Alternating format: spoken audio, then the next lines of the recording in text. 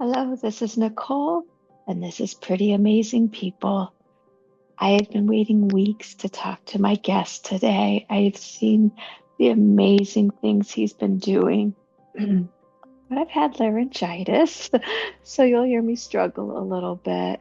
I did want to give a warning that there are some graphic photos I will be adding. He sent me many, and as many of you know, we watch them every day on social media. That's if you're following. I know some people are looking away. So I'm giving you a warning that I am going to include some photos, not all of them. I have some, and they're very, very hard to look at. But he's doing amazing work, and he just came back from Gaza, and I couldn't wait to speak to him. So, my guest today is Wilhelmi. He's a trauma nurse, and we call him Willy. Here's Willy.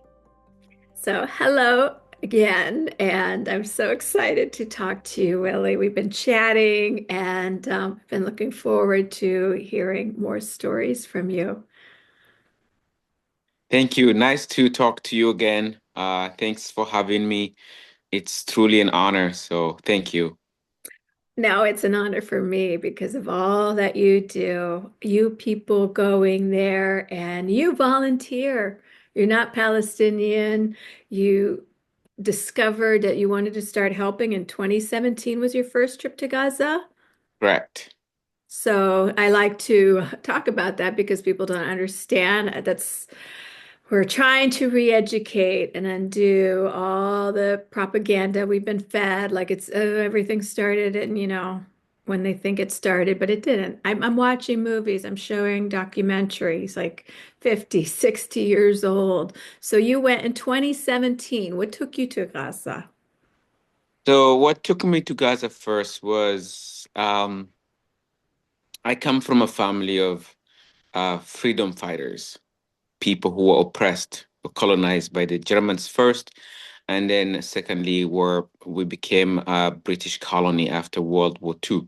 So for me, knowing somebody is oppressed and colonized, a nation, a people that have been under this brutal colonization since 1948, it was not a brainer for me. I had to be there. I have to see it myself. I wanted to make sure that I can offer any kind of support possible. Wonderful. So were you shocked when you first got there? What was it?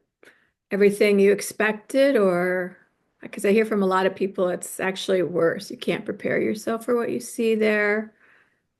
I don't think anyone can ever be prepared to see what is in happening in Palestine. It's horrific. The apartheid, the segregation, different roads, the settler violence, military checkpoints, going into Gaza that was blockaded. It was another very difficult situation to get in there. You are searched, you are interrogated, you cannot take any medication, anything, you know, any medical equipment. You're not allowed to take in to Gaza, even before the genocide.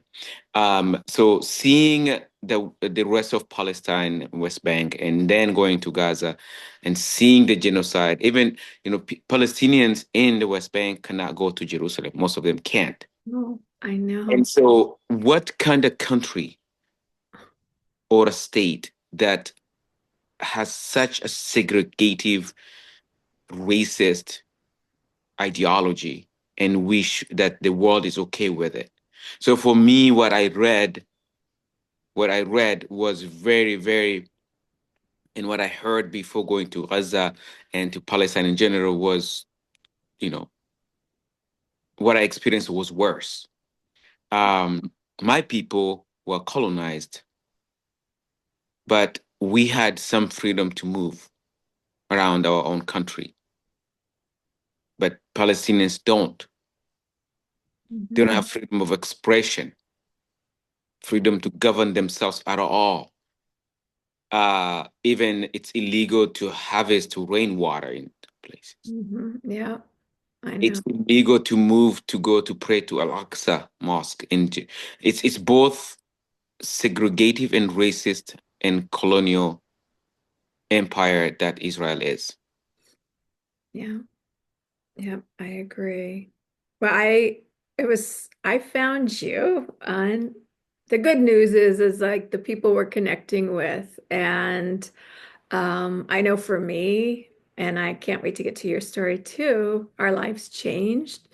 So through the horror, there's like, I don't know, it's new heroes I'm seeing and new life purposes for us. And I saw you through a girl I follow on Instagram, and you were bringing her drawing on a sweatshirt delivered by Wear the Peace. And it just was the sweetest. And I just was so moved by it because I knew, like, wow, the little smile and your smile. And you took this sweatshirt that somebody in the States made for her of something she drew, all these amazing little talents there. And so then I started following you, and I thought, what a wonderful person to like go and do this. And then I see you also met, like, he became a hero to all of us. We call him Amu Khalid. May he rest in peace because he was also killed. So tell us how you knew Renad and how you made that happen and meeting Khalid. Tell us about that because that's just so, like, to me, that's amazing. These are people that I wish I could meet. Like, these are to me now the people I look up to in the world. Yeah, so I had been following Renad on her Instagram. Um, and I found out that Where the Peace had made her sweatshirt, as well as Where the Peace had made the Khalid Naban sweatshirt as well in memory of his granddaughter Reem and grandson Tariq. So, you know how Israel frames the Palestinian people is the dehumanization of the Palestinian people. But yet, because my experience is that these are the most human, beautiful people you can ever meet, loving, kind, and generous, and all they want is peace and self-determination. So, so I just wanted to meet these heroes and say, you know, you represent, you know, what I know about Palestine, what I know about the Palestinian people. And this is what the world needs to see, not the propaganda from Israeli that, because when you dehumanize people, it's easy to kill them and nobody will question you. Well, we see that happening right now. Exactly. That's So I wanted to meet them so that we show the world what really Palestine is in my own small ways, right? So I messaged Renard. Of course, she, you know, got busy and she's always busy. Uh, so but when I arrived in Gaza, I knew some journalists who who knew Renat. I was talking about Renat. I want to meet her and I want to meet. So before long, everybody in Gaza, everybody knows everybody loves everybody. So I get connected to Renat. So she did not know this. I got there because before I left the US, I had bought a sweatshirt for her, and a few other gifts that they were never shown on videos, but on the video she posted about us. But the most important thing is that the talent I wanted to show her, like, you are talented. A lot of people are wearing your sweatshirt around the world, and especially in America. And thank you for showing us the resilience of a child in Gaza going through a genocide. It wasn't really about what I got her. It's about thank you, Renard, for showing us what this really means to us. So I went to her house and she had made, she's a chef. She had made really beautiful snacks, delicious, delicious snacks. And Like 9? Like, how old is she? she was 10 when I met her. She just turned 11 on February 19th.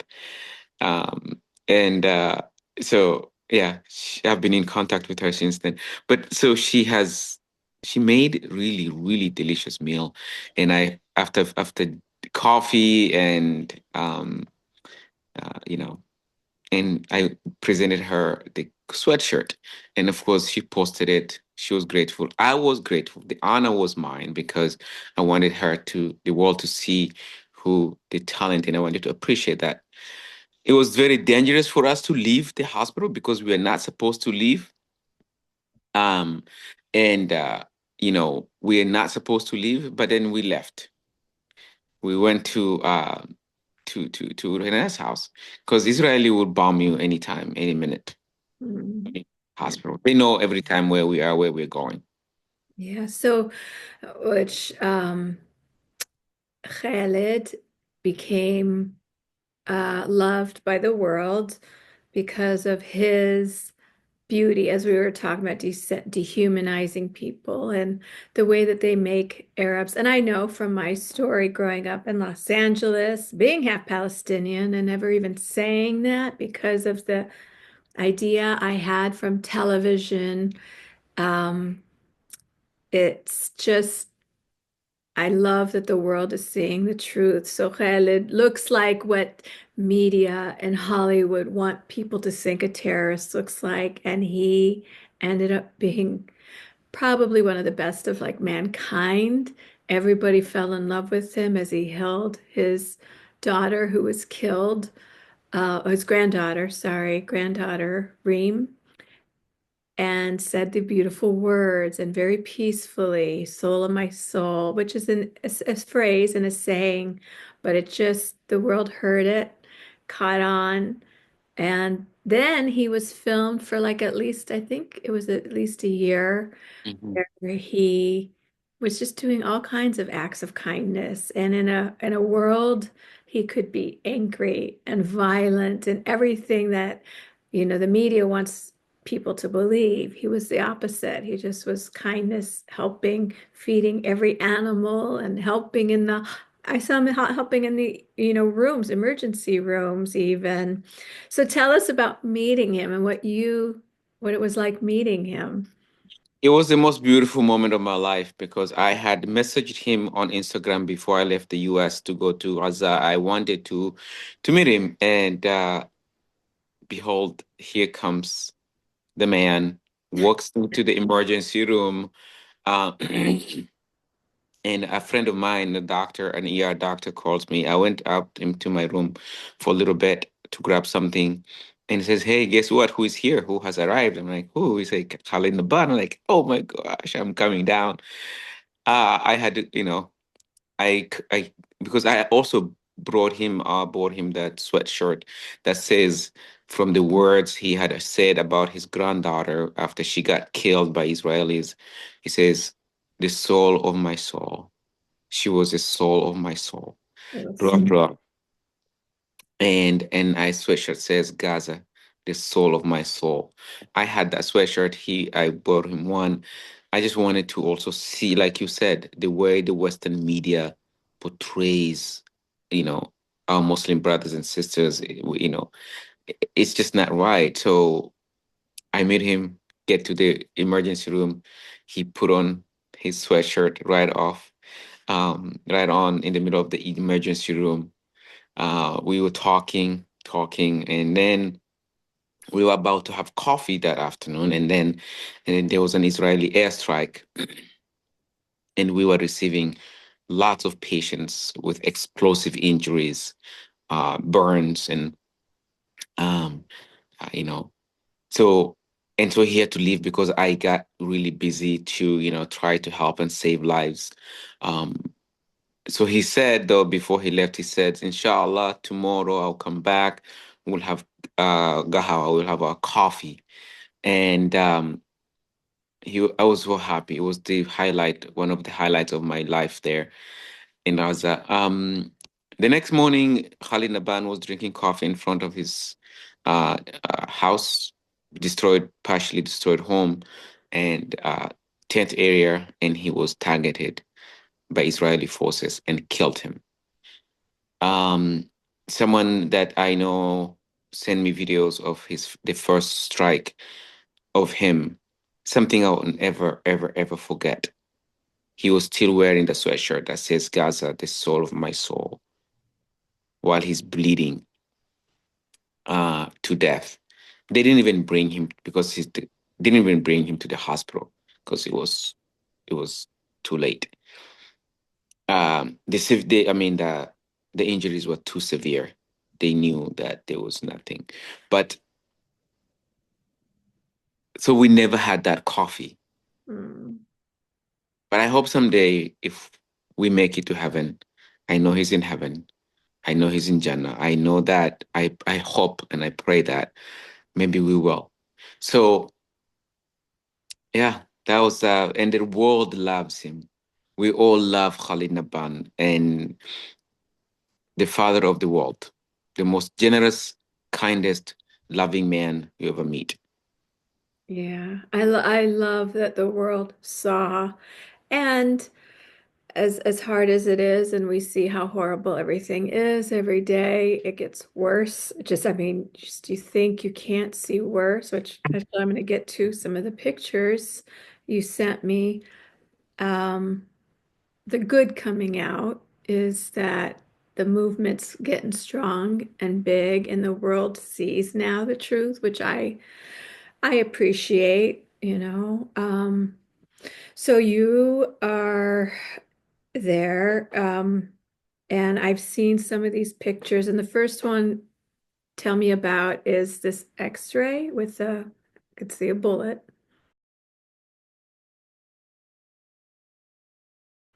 Mhm. Israeli genocide in Gaza is is um is something that the world has never seen. That bullet of an X-ray you see is as a purposeful um, shot by an Israeli quadcopter on a child um, in the groin area. So most of these shots by quadcopter, this was just I think was a 10-year-old boy playing outside um, his tent, and he was shot by a quadcopter.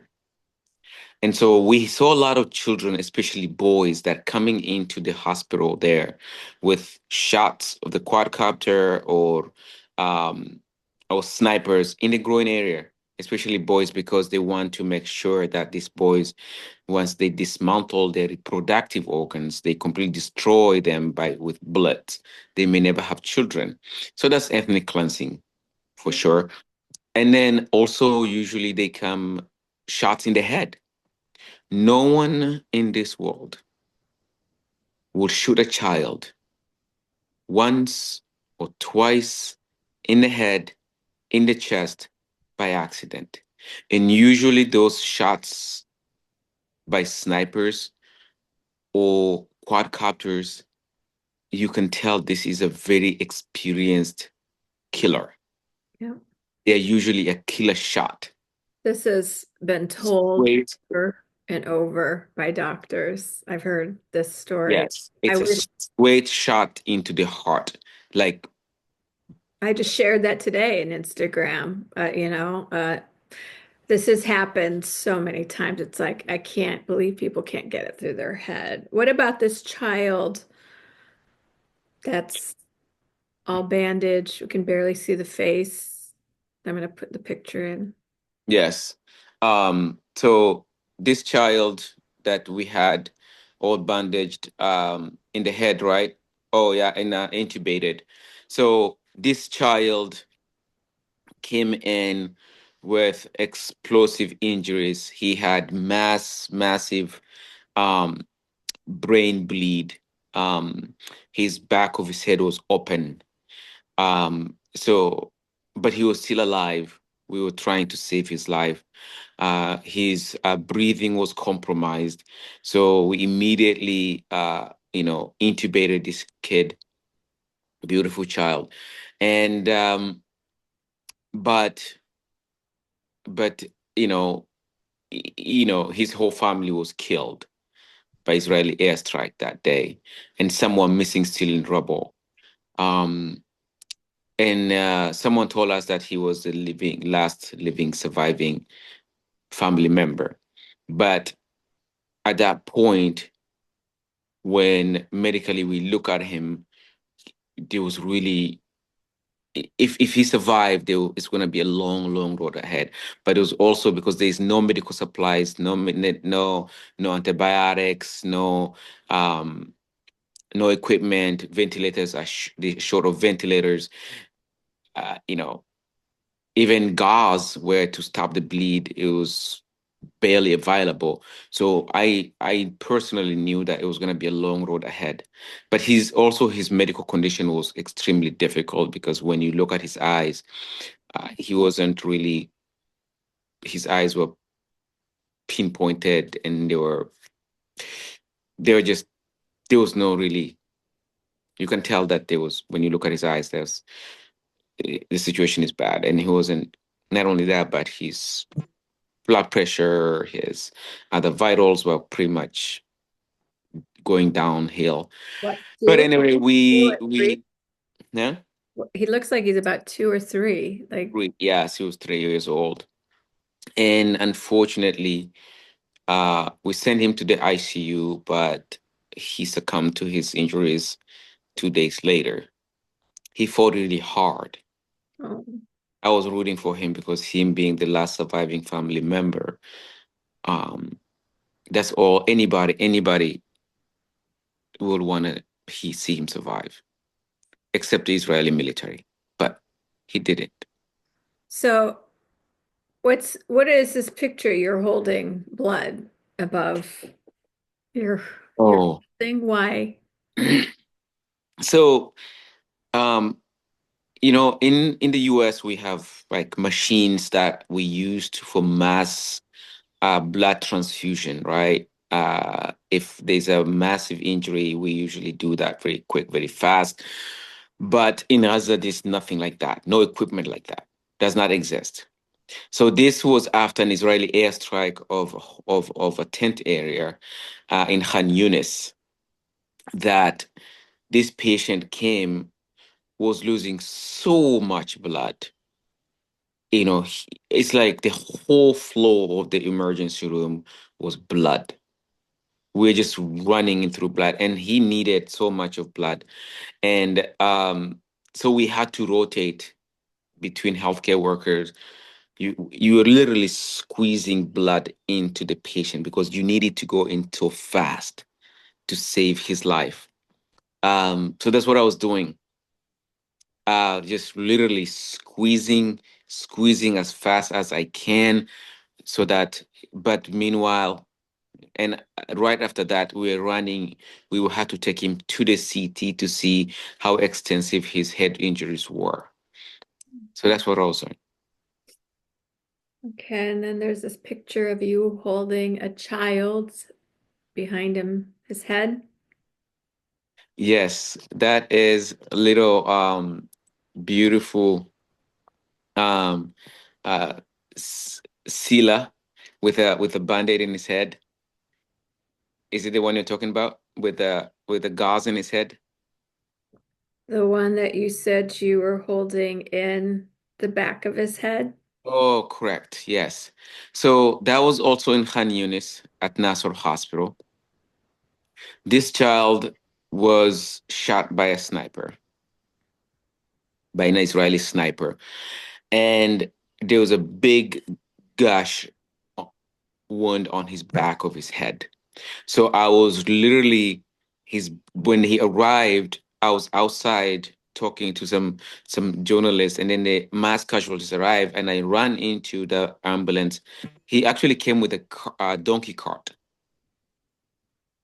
I ran in, and the whole family was in there. I grabbed him, and I realized that his brain, the back of his head was out, and he was bleeding horribly. So all I needed to do was just literally put my hand there, try to stop the bleed, squeeze in, and try to put back as gently as I can his brain. Just in case maybe neurosurgery will say, we have a chance to save his life. So try to do something at least to some extent. So while it was a very difficult intubation because we didn't have any medication to put the tubes in. There's no anesthesia, there's nothing. And of course, as you can tell, he's just lifeless, almost laying there. So, it was very difficult airway to intubate. And somebody, I think, was trying to put a chest tube in, because there was mass bleeding in his trunk as well. So that was a child. He was 10. He was 10 years old. And every second I look on the ground, and I'm screaming, and I'm asking somebody to grab me a gauze, and everybody's like, "Halas, we don't have any." So where the gauze I was holding in my left arm while the brother is trying to start an IV was soaked as he's dripping down. And I grabbed my jacket. You see, like I was only wearing a shirt, a white shirt. As we were running to the ICU, to the CT to check to do the CT scan, I just put it there to make sure at least bleeding stopped. But unfortunately, um, got stabilized for a little bit. Fortunately, we got stabilized, but then he went to the ICU, but he did not make it that night. There's so many too. I mean, I'm looking, I see bullet holes. I see the man with the writing on him. I'm sure there's so many stories. That gentleman, literally, he said he was in North Gaza,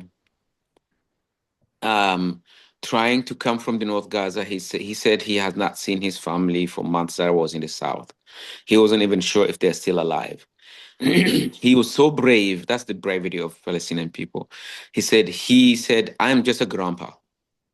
I'm just a grandpa. I just want to see my grandkids. He walked from North Gaza to the south, but then before he crossed the Nazarene crossing where Israeli military was, they shot him in the legs. And he has writing here, but somehow they left him outside for hours. And then somebody called um, the Palestinian Red Crescent to come go pick him up. He was still alive, apparently. This guy fought his life for hours outside in the cold. So he comes to us with that handwriting, that writing on his chest, on his shoulder. But he survived. That grandpa, I hope he found his family he was looking for. Yeah, all these stories. Oh my God, it's too much every day. Like you get angry at people. We know that we're gonna remind them, you can't say you didn't know. This is happening. This is horror. Um, I do want to hear about, because I've heard you talk about the beauty, the faith. I heard this even from my Jewish doctor, Dr. Perlmutter. He was, I think, one of my last guests. His stories, I love it. Everybody going over is amazed by the faith. I've heard you talk about like even parents who've lost their kids.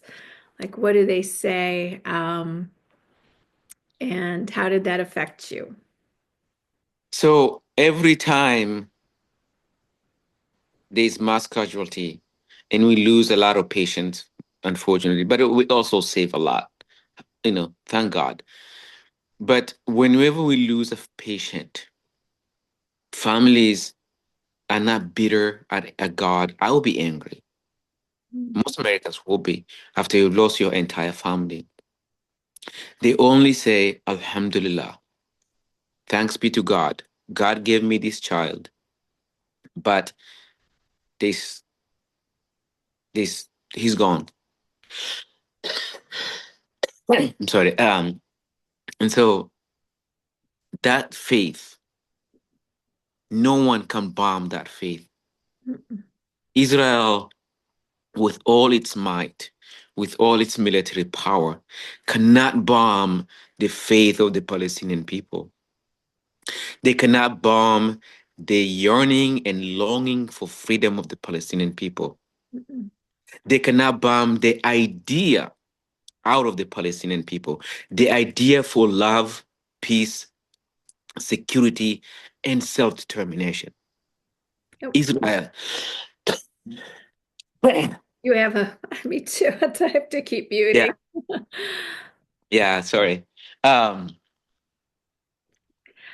No, they can't. And people think it's so funny because they don't have that faith. They don't understand how we can be like, we know we will be free. We know. There's just, you can't take that. There's just, they hate it too. and I think this one, my message to people, to Israel is this. The But they're sooner not listening to this. we don't, I hope they hear it. I know anybody supporting. Yeah, or anybody supporting is that the sooner Zionism realizes that they cannot bomb that faith, the deep faith in humanity, the deep love for humanity, the deep love for freedom and justice that Palestinian people have, the sooner the supporters realize that you cannot bomb that out of them, the better, because they need to let it go. They need to make sure Palestine is free, and because they cannot bomb the faith of the Palestinian people, the No. faith in humanity, the faith in God, the faith in themselves. Well, it's actually been kind of like in a weird way to say this, but beautiful because it's backfiring. I am in a very, well, just I call it a Z neighborhood. Very, um, it's, uh, but anyway, there's a small masjid nearby where I heard over 200 people have converted to Islam because of what they're witnessing. And I bring this up because I heard your beautiful story online as well, witnessing this unimaginable peace and faith and all this. I share every day. I share this stuff because I want people to witness that they're not violent, that they are just saying Alhamdulillah. I learned the saying Hasbi Allah wa ni'mal wakil because and I learned that from I'm hearing it every day. Um, I don't know really how to translate it. It's basically like they just trust in what God has given. I don't know. Do you know the definition? I'm not really sure. No, it's hard to translate. Most Arabic words is hard to translate in English. Yeah. So beautiful, That so God is powerful. sufficient enough for me. That's basically for English people. That is actually what these people are saying as they're carrying their children. They're deceased. They're watching their home in rubble. They are saying that God is enough for me. And, He's the provider. It's a trust and it's a faith that the world is witnessing unbelievably, you know. And I heard your story that affected you as well. So share. So before the genocide going to Gaza, um, after every procedure in the operating room, at that time I was working in operating room actually, um, eh, you know, everybody would say, let's go pray. I've never seen that faith in America. But everything is centered around faith and love and peace and brotherhood and sisterhood. Everything. And I'm thinking, it's like God is the center of their lives in people in Palestine.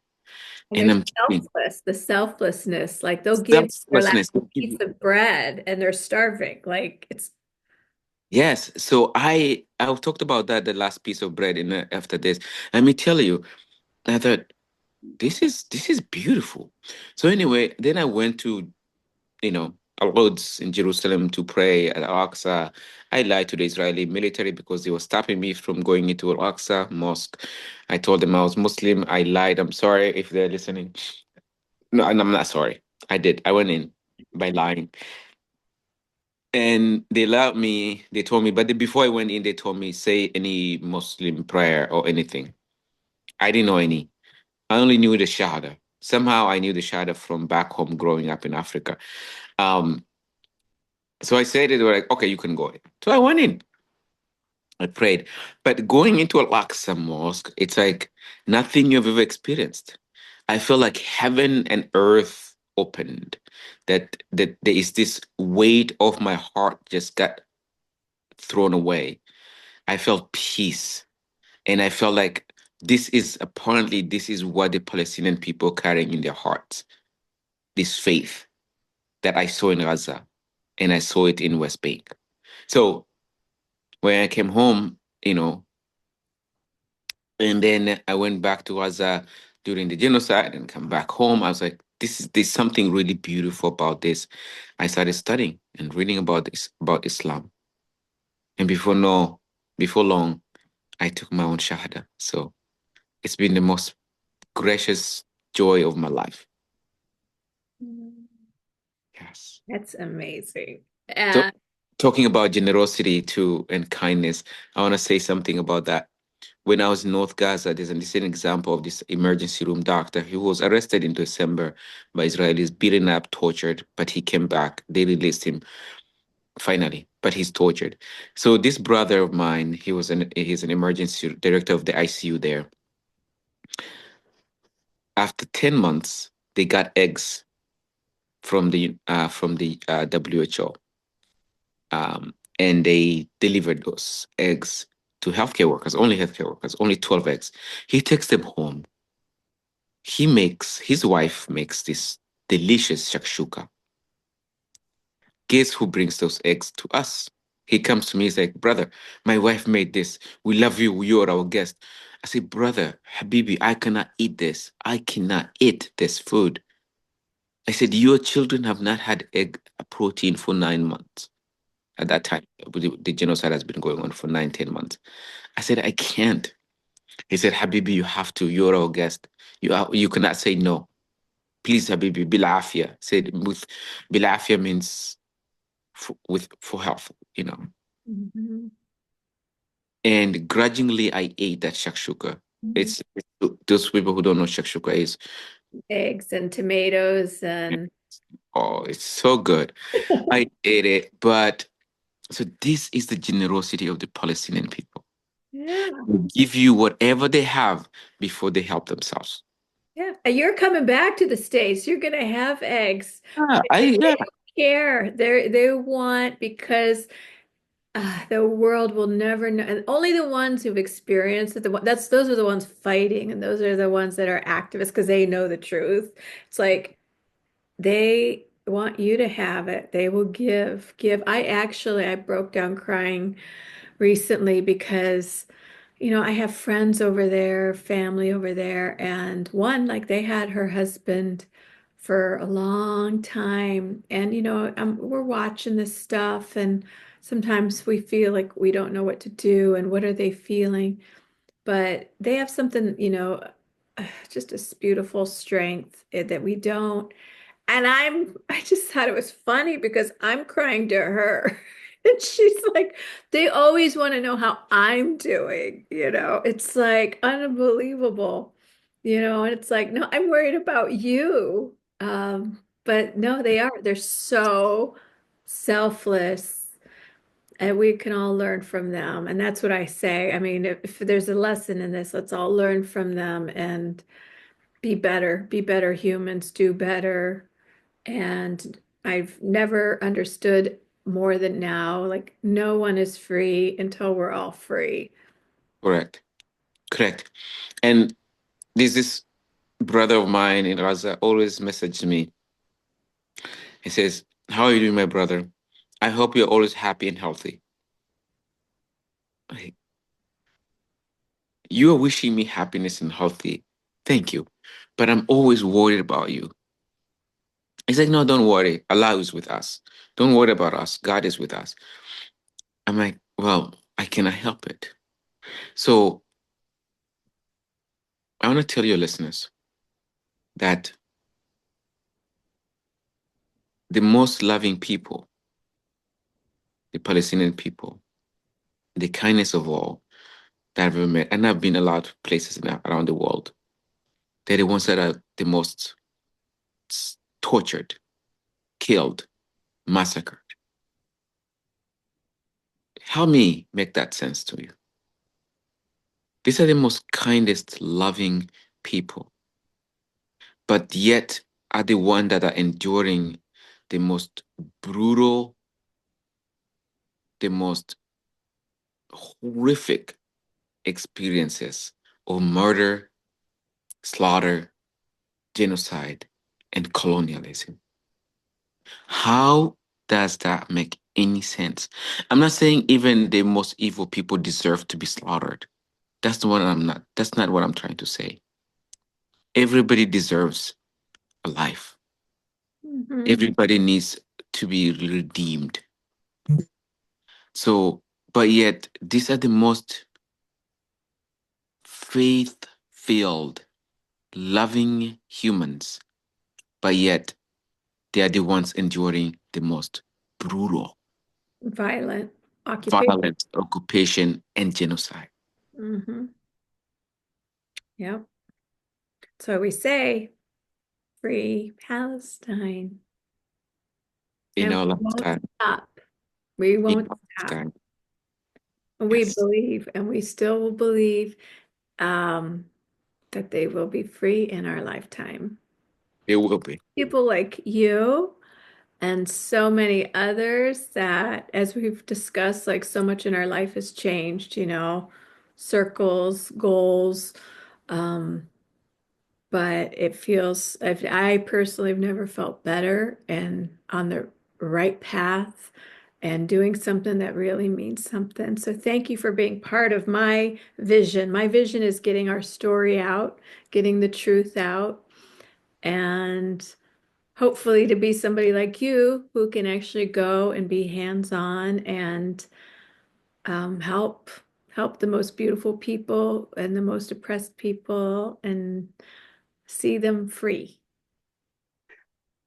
If any of your listeners someday will make it to Gaza, to Palestine, please go. Your Can't. life will never be the same again. I know, I agree. I don't even want to have a discussion with anybody. To basically, I say there's a couple of fundamentals. If you don't know anything about them, don't talk about the situation. If you don't even know, many of them don't even know what Zionism is. They don't know what Herzl is. They don't know Balfour Declaration. I'm like, then don't, shh, because you don't know. Stop listening to media and Go listen to people who know and go the visit. books. If you haven't gone, then you also don't have a whole lot unless you're educated. So I agree with you so much. Speak up. So I want to ask everyone I, out there is that do not give up. Do not give up. We don't have any reason, any moral ground to give up on Palestine no, we won't give up until it's free. until it's free. Say it again. Say it again. Close. I want to hear you say it. We will not give up for Palestine Yeah, until it's free. that's right. Freedom for Palestine is not only a requirement, but it's a moral obligation for anyone, anybody that is human. Because no one is free until Palestine is free. We have to continue the fight. We have to make sure that the torture and the killing of the Palestinian people and the colonialism of the Palestinian people has to end, because that someday we are going to be asked at the judgment day, on the judgment day, or our offsprings, our children, they're going to ask us someday, Mom, Dad, what did you do when Palestine was being slaughtered? Where were you when Gaza was being wiped out the face of the earth? What did you do when children were being blown and headless? And you're What did you watching on your phone. on your phone? This is a genocide that is being broadcasted live by the people that are being murdered and slaughtered. What did you do? What did you say? Where were you? Why didn't you speak up? That's right. Exactly. And then thanks to people like you who are going, saving lives, Yeah. and thanks for taking the time for being here today. Thank you. It's the least we can do. It's I will go to Gaza anytime, any day. We have come too close to be murdered um by Israeli forces, but we'll go again. I'll go again tomorrow I if we see that. can. I see all the doctors trying to get back, and it's incredible. Like I know, and they've been bombing the doctors. They're not letting people in. And when we start chatting, I'm going to tell you, I'm part of another nonprofit medical trying to get people in, and they're not letting the medical people in because they don't want people to save lives. No, no, they don't. Anyway, we're going to keep fighting. Please keep speaking up, you guys. Please don't stop talking about Palestine. And thank you for listening and thank you for being here, Willie. Thank you for having me. Appreciate you. Thanks. Thanks. So, once again, it was such a pleasure to talk to him. He's doing so much, as I hope I inspire you to do, like get involved, find people, connect, keep learning, keep supporting. This is my passion. I want to keep sharing stories, educating people on the truth. It's very hard with the certain forces that suppress us and shadow ban us, but we will keep resisting. And I really appreciate you listening, sharing, liking, and I look forward to bringing you another amazing person as my next guest. But for now, thank you and keep speaking and talking about Palestine.